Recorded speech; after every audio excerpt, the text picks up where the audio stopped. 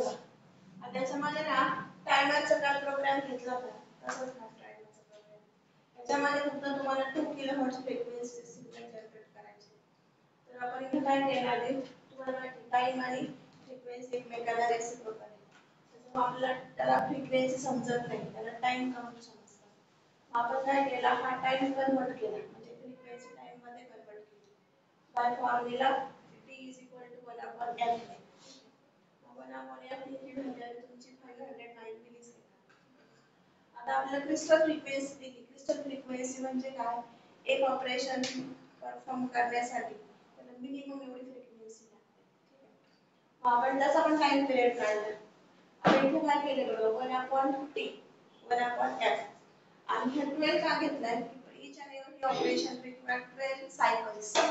तर मायक्रोकंट्रोलर 8051 मध्ये प्रत्येक ऑपरेशन साठी 12 सायकल्स घेतो. और इथे 12 × 12 त्याची व्हॅल्यू आली 1.085 मायक्रोसेकंद. ठीक आहे. आता याच्यामध्ये बघा आपल्याला टी ऑन आणि टी ऑफ टाइम सेमच आहे. म्हणजे आपला टोटल टाइम किती आला 500. म्हणून त्याला डिवाइड बाय 2 केला म्हणजे व्हॅल्यू आली 250 मिलीसेकंद. ठीक आहे. आता त्याला काउंट व्हॅल्यू काढायची. काउंट व्हॅल्यू म्हणजे काय? बघा ह्याचं मीनिंग काय आहे 250 मिलीसेकंद म्हणजे टी ऑन टाइम एक टी ऑन टाइम कंप्लीट होण्यासाठी 250 मिलीसेकंद लागणार. पण टोटल टाइम किती आहे पूर्ण सायकल कंप्लीट होण्यासाठी लागणार आहे 1.085. आपण याचं कॅल्क्युलेशन केलं तर ती व्हॅल्यू मिळते तुम्हाला 230 पॉइंट समथिंग मिळते. पण आपण राउंड ऑफ व्हॅल्यू घेतो किंवा अप्रॉक्सिमेट व्हॅल्यू घेतो. ही आली तुमची. आता आपण काय वापरतोय टायमर 0 आणि टायमर 1 मोड 1 मध्ये यूज करतो. हा तुमचा टी मोडचा फॉर्मॅट आहे.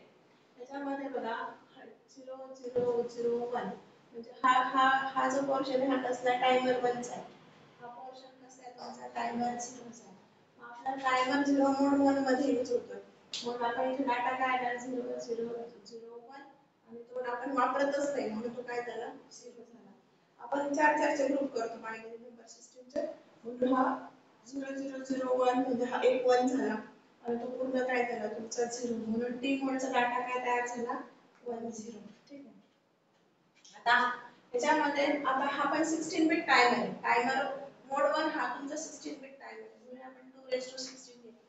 इथे किती व्हॅल्यू आली 65136. मग मायनस केलं तुम्हाला ही व्हॅल्यू मिळाली.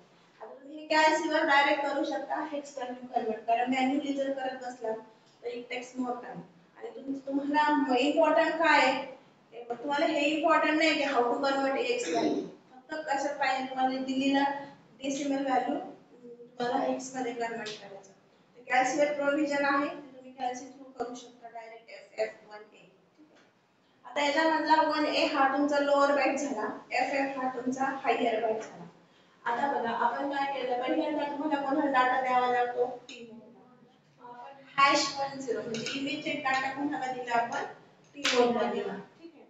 नंतर हाय लोअर बाइट काय 1A. आता इथे चेंज करावं लागेल तो म्हणजे असा की आपण टायमर 1 वापरतोय ना.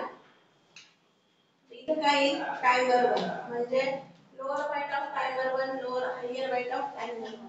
लोअर बाइट इथे लोड झाला हायर बाइट इथे लोड झाला. टायमर तुमचा काय झाला ऑन झाला. सेट बिट टायमर 1 म्हणजे काय पर्टिक्युलर बिट तुमचं 1 झालं. 1 झालं म्हणजे तुमचा टायमर काय झाला ऑन झाला. ठीक आहे. आता टायमर ऑन झाला जोपर्यंत तुमची काउंट व्हॅल्यू संपत नाही तोपर्यंत तो काय ऑन आहे.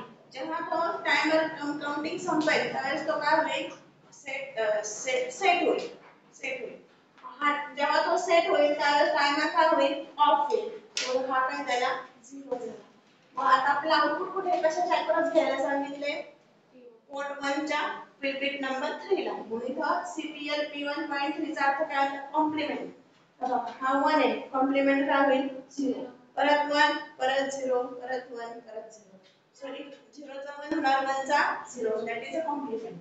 हा कॉम्प्लिमेंट केलं त्यांनी आणि TRT वेव्ह 1 म्हणजे काउंटिंग संपल्यामुळे तो 0 झाला आणि LCM रिपीट परत हे ऑपरेशन कंटिन्युअस न करत राहणार आणि नंबर ऑफ वेव्हज तुमच्या